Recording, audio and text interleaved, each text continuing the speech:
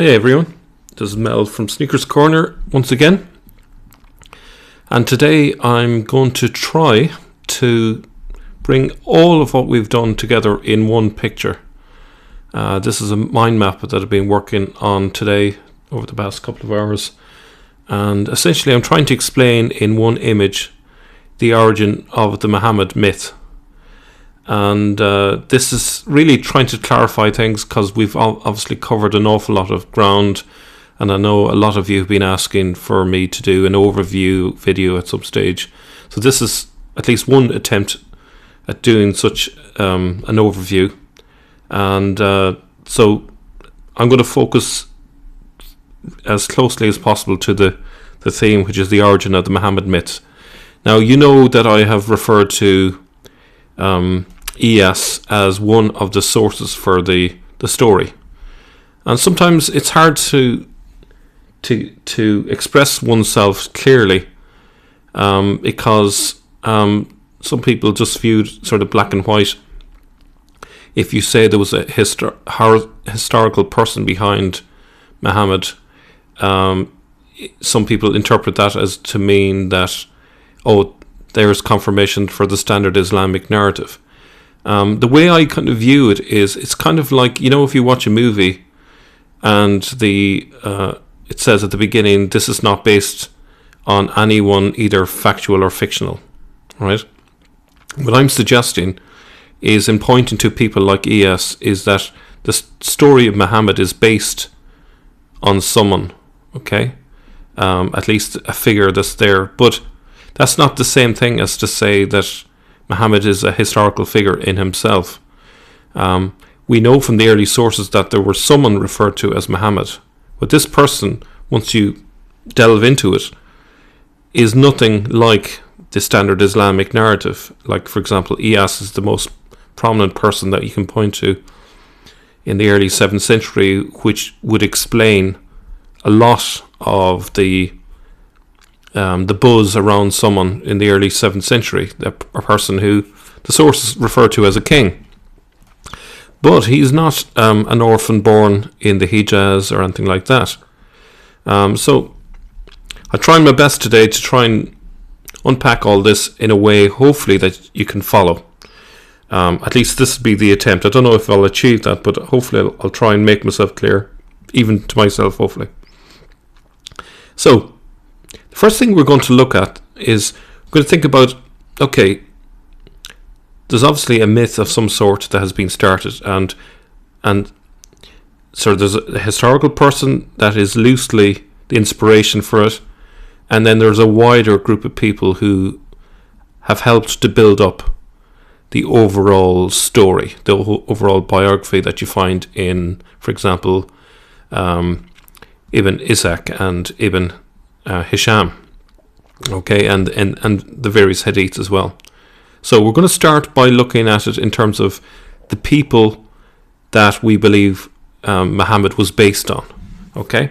Now the first one I'm going to start with is someone I haven't actually referred to yet on the channel, and this is going to be something that will be coming soon. So by the time that you see this, just it'll be out in the next week or two, so I won't go into much detail. So we're going to first of all start in the 3rd century, okay? This guy here, Elagabalus, who was a Roman emperor.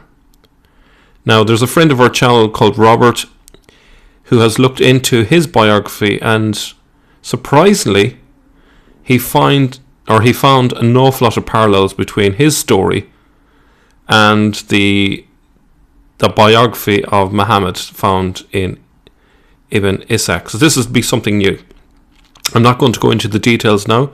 For one reason, I don't remember the exact details, but there's a lot of parallels which are hard to account for as merely a coincidence. So this is one strand I would suggest in the braiding of the myth of Muhammad. And so I think these lines here kind of fit in nicely with this idea of it being maybe threads that have been wound together to create the myth of Muhammad. So who else? So we look at the 7th century then, And the big one there that we recently discovered was Babé the Great. And one of the reasons why we think he's significant is, first of all, Mahmuda was his title. Babé the Great in Syriac is Babé Mahmuda, or Mahmuda Babé, whichever way you want to twist and turn it. He ruled for 20 years. Sounds very like Muhammad. Two decades each. You know how Muhammad was meant to rule for 10 years in Mecca and 10 years in Medina. So, and also he was a hugely influential religious leader at the time, but he doesn't fit much of the biography because he's just one inspiration in that overall picture. Another person which is probably much more significant, so a bigger chunk of the picture, is Iyas ibn Kapisa al-Tay. The reason why we can point to him is because he was the king in the right place at the right time. So we know that the Tayyi rebelled in 618, and the ruler in Mesopotamia up to the eve of this was Iyas ibn Kapisa, and obviously he's a member of the Tayyi, and he's well placed among the Persians, so he's a Persian, and that fits in with the Persian sources. Sorry, the Chinese sources that refer to the founder of the Tayyi kingdom as being a Persian, followed by a long line of other Persian leaders. So he is a good candidate for the person that is referred to in some of the early sources, such as Thomas the Presbyter, etc. Now, Joe brings up a very valid point, and I haven't fully bought into it yet, but I'm open to persuasion. I think Joe's usually on the ball of a lot of things, so I'm still waiting to be convinced, but I think it kind of makes sense in terms of getting the dating, is that perhaps, this title, Mahmuda the Great, could have been a rolling title that was used for the first few leaders. So Iyas was replaced by, the name in tradition is Abu Bakr, and then followed by Umar, and so on. And so perhaps each of these had been termed Mahmudas. So it's either that or Iyas lived beyond the year that Muhammad was supposed to have died in 632, because we have two different sources, like, for example, Thomas the Presbyter writing in 640, and then we have the Doctrina Jacobi, which is dated to 636. In that one, it just refers to a prophet with a sword, so it's very vague. Now, the reason why Iyas would fit with that is because Iyas is, as we see here, his name in Hebrew would be Elijah, and that's a very messianic title. And so that would fit in with the discussion in Doctrina Jacobi about a prophet armed with a sword, and the reaction in the account is, how can that be? How can there be a prophet armed with a sword? Because in the Jewish Mishnah, there's a discussion about whether Elijah would use force or not, and then in the final conclusion among the sages, it was concluded that no, Elijah would come in peace, and that was the reason why in the story of the Doctrina Jacobi, the Jews poo-poo the idea, because they know that Elijah was meant to come in peace, so therefore this guy couldn't have been, even though he's called Elijah, he couldn't be the precursor, the gate, if you like, to the Messiah, the return of the Messiah. Okay. Now, another figure that also may be significant is Nehemiah bin Huziel, who conquered Jerusalem in 614. So essentially, he was the first caliph, because he conquered Jerusalem, and for a short while he was ruling. Okay, so he's another part of the jigsaw that fed into that common overall picture. Okay. Now, Murad did a fantastic video a number of months ago, and I highly recommend you have a look at it. He was focused on Ibn Isaac, or Ibn Isaac, I should say, Ibn Isaac. And as part of his discussion, he suggests that it was Abu Muslim that Ibn Isaac used as the basis for the biography of Muhammad. So he would argue that Abu Muslim was a big chunk of the inspiration for the biography for Muhammad. So I think all of these different people would have fed into the collective myth, and each of these people would have been significant to different groups of people, and the myth eventually coalesced, and because each person had different memories of these different people, and also due to the creativity of people like Ibn Ishaq, and also to the various hadith writers and so on, people bought into it, and that was all pretty much in the latter half of the 8th century, really, that coalesced. There was traces of it, stories of it, developing over the 8th century from the early part of the 8th century. If we tie that in with the rock inscriptions, we really don't see much popular references to a Muhammad until really the 730s. So it kind of ties in with the idea of it all coalescing. It probably was something confined to a small number of people first, and then gradually spread out into the wider population. So these fanciful ideas and this myth about Muhammad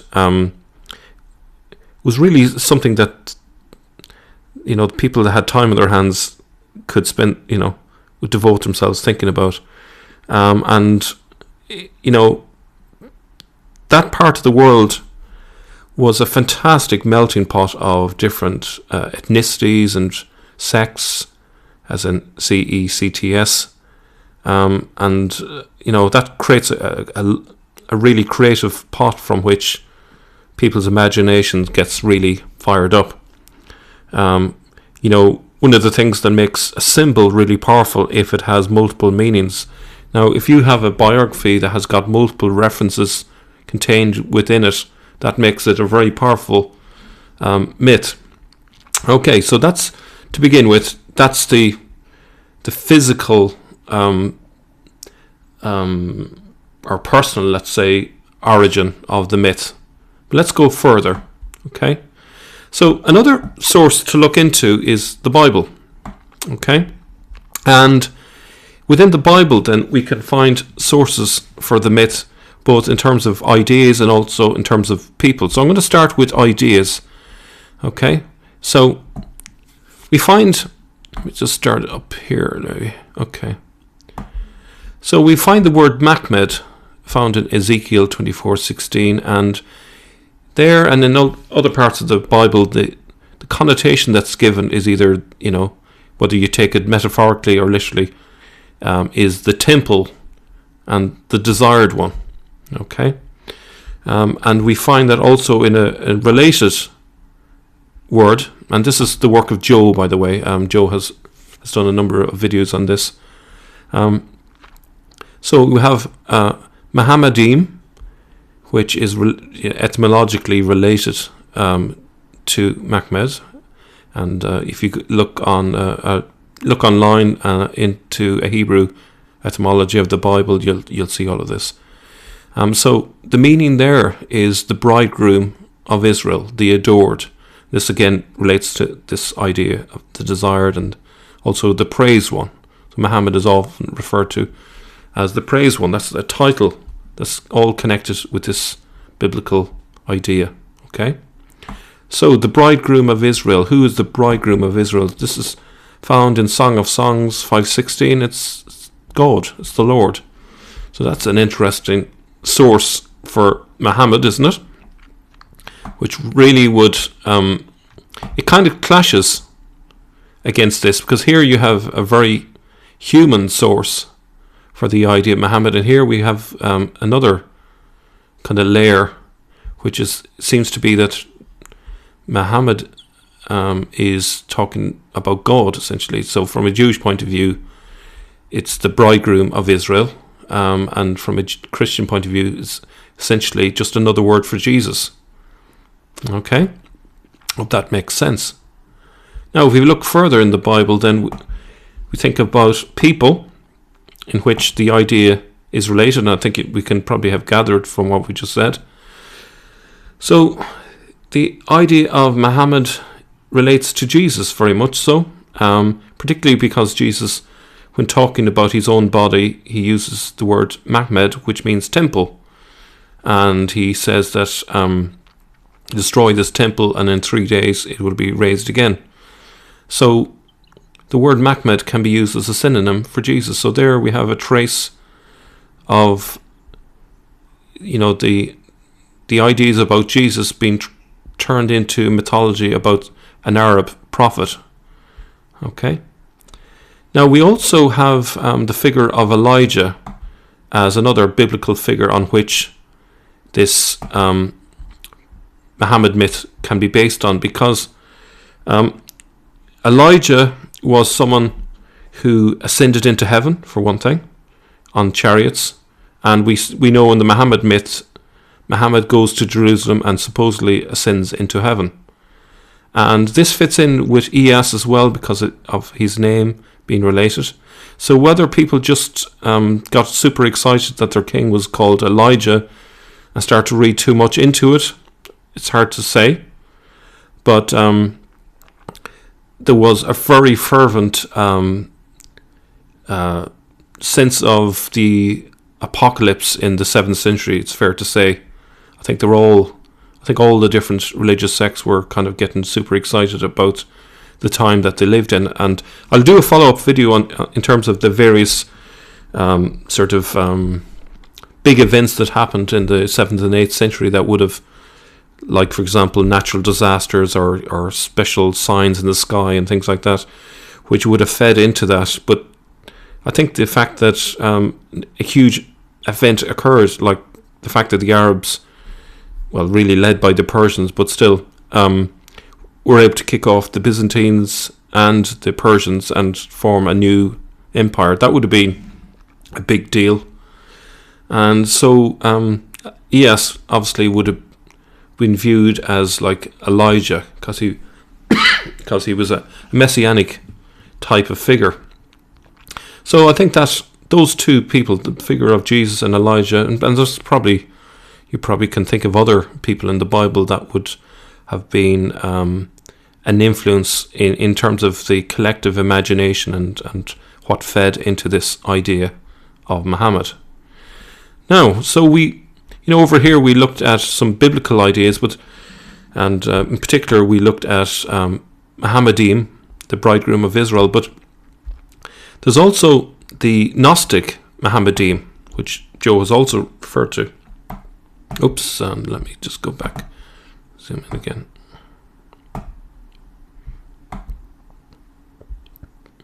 Okay, so I don't know if you can see that there. Yeah. Zoom in again. Now, so we have the Gnostic Muhammadim as well. So in the Gnostic Muhammadim, the idea that's there is of Jesus, okay, but it's not the Christian idea of Jesus, because there's a kind of a tripartite idea of Jesus contained in the Gnostic version of events, and this is found particularly in Manichaeanism, okay, which obviously started in Mesopotamia, where all of this, I believe, happened. Okay, so it's no coincidence that we have these ideas. Okay, so essentially, you have, first of all, the idea of Jesus as the luminous spirit. Okay, also as the messenger, or the messianic role, and you have him as the crucified appearance, or the suffering word. Okay, so essentially Jesus, from the Gnostic point of view, has all of these three aspects. These are three distinct ideas around Jesus. So kind of like a trinity within Jesus, if you like, from a Gnostic point of view. Okay. Now, so then we have the luminous spirit. Okay. So where we find that in the Quran is in Ruh, or what I would pronounce as Isa in the Quran. Okay, or ESO. Right. Now, in terms of Isa is the Mandaic pronunciation, whereas ESO would be more the Syriac pronunciation of the same name. Okay, as far as I understand. So correct me, people, if I'm mistaken. That's how I understand it. Now, then we have again the messenger, the messianic role. This is referred to as Rasul in the Quran, so the messenger. Okay. But now we have the crucified appearance, or the suffering word. This is also called Jesus Patabilis. Okay? And here, this crucified appearance in the Quran is Mahmed. So Mahmed in the Quran is referring to this form of Jesus, the crucified appearance. Okay? So whereas this one cannot be killed, if you like, this is the one that dies on the cross, from the Gnostic point of view. Okay? And with that, Jesus' physical appearance is likened to the temple for obvious reasons. And we saw in a recent video the fact that the Alawites say explicitly the temple is Muhammad. So there you go. It's very much fitting in with this Manichaean idea, which obviously I believe, well, it's kind of obvious, the Alawites must have been influenced by that Manichaean idea, which wouldn't be at all surprising in terms of where they're located and so on. Now, let me just go back here, because I spoke about the Alawites there, and it's probably worth reminding ourselves that the Alawites also have a tripartite idea, a kind of an Alawite trinity, and it's composed of Ali, Muhammad, and Salman al-Farsi.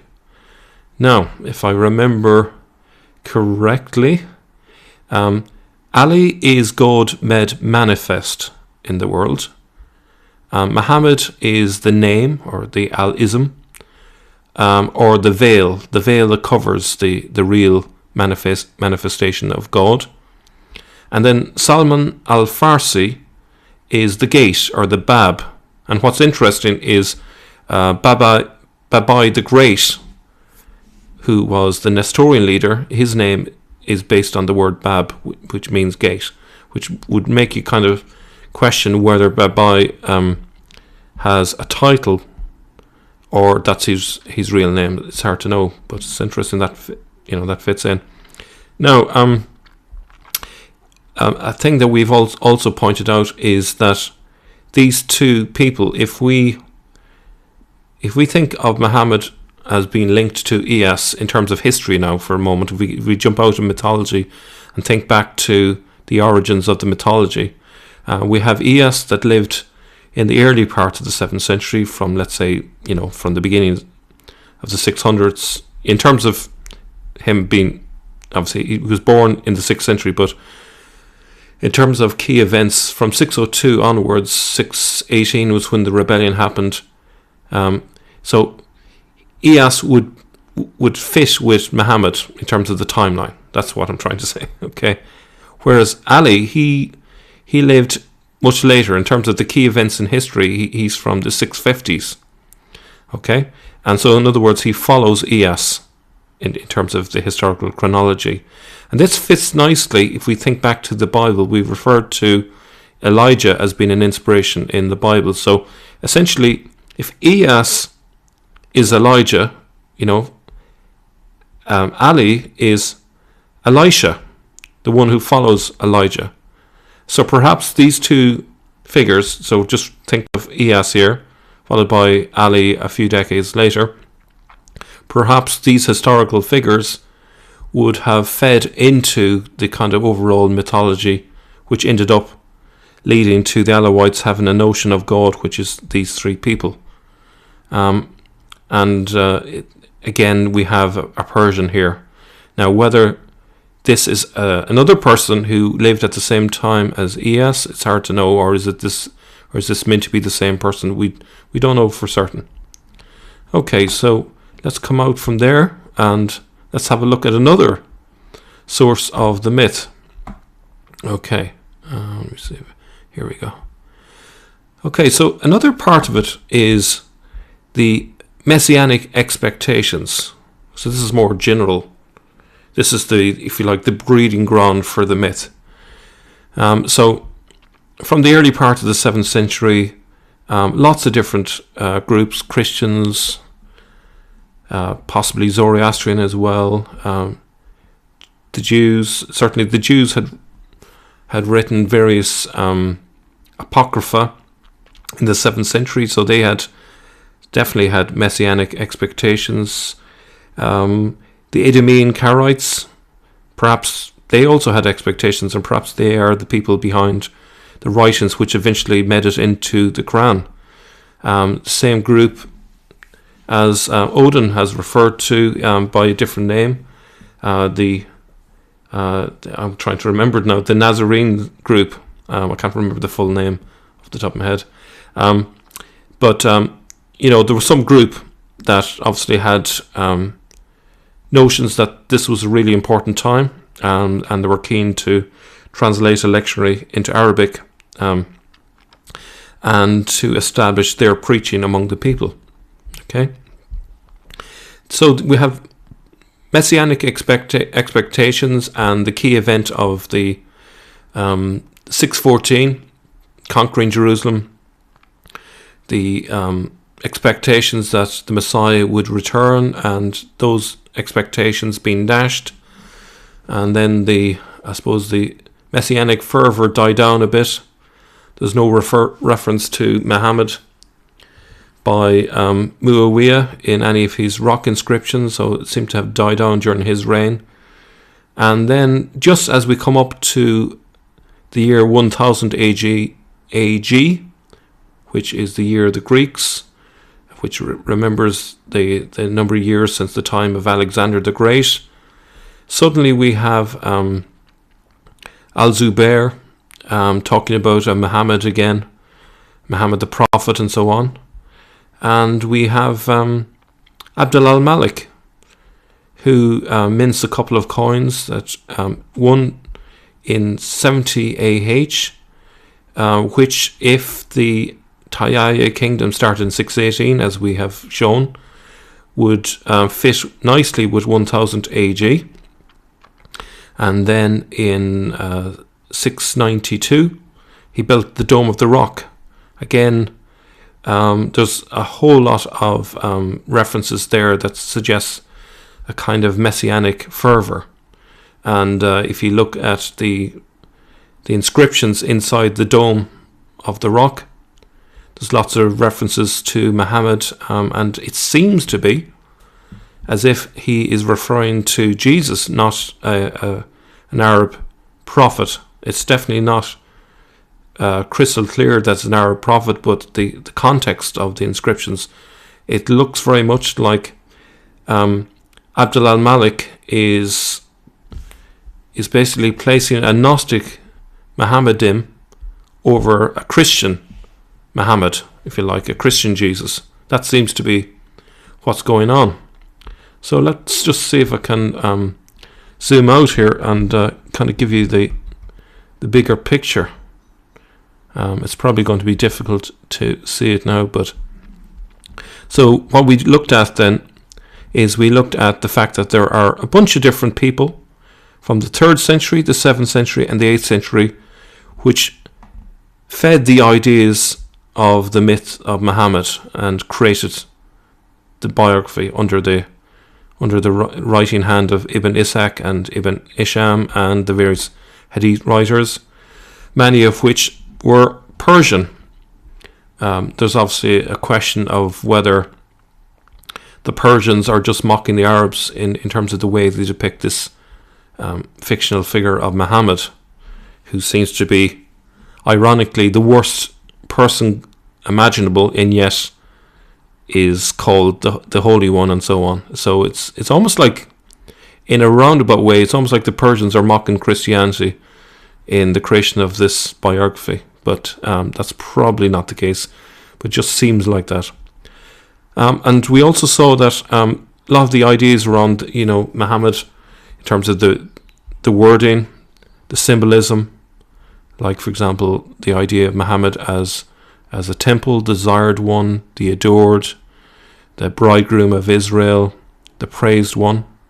All of these are coming very much from the Bible. We also saw that the people in the Bible, like Jesus and Elijah, were a big source of the ideas. And one thing I didn't mention is that if you compare Ibn Ishaq's Surah with Jesus, you'll notice that he has borrowed heavily from the Gospels and used very similar sounding stories about Jesus for Muhammad. And then we also looked at the Gnostic idea of Mohammedan.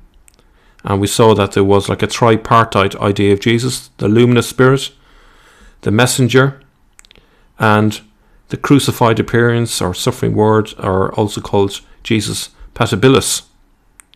And lastly, what we looked at was the fact that we had circumstances in history which would have fed into this idea of Muhammad myth, because there was great expectations of a Messiah, but the Messiah never came. And so one way of satisfying that desire for a Messiah is to create one, a fictional one, gathering all the ideas of their expectations, all the ideas that they had, all the dreams that they had, all the hopes that they had of this Messianic figure, and then redacting it back to the time they wished this Messianic figure would have arrived. So that's it, everyone. I hope you found this helpful. I hope this clarified things. It is complicated, and as you can see, it's not too easy for me to talk about in simple ways, and the curse of it is that I will increasingly have to really think hard in terms of how do I explain this so that I am not misunderstood. But hopefully I've clarified a good part of my current understanding. So we're developing our understanding as time goes by, but definitely I think we're getting somewhere. And I hope this has helped your understanding. Thanks everyone for watching. Thank you so much for supporting us. Okay, so I hope you found that helpful. To finish, I will say recursus al fontes. Return to the sources. Thanks everyone. Goodbye.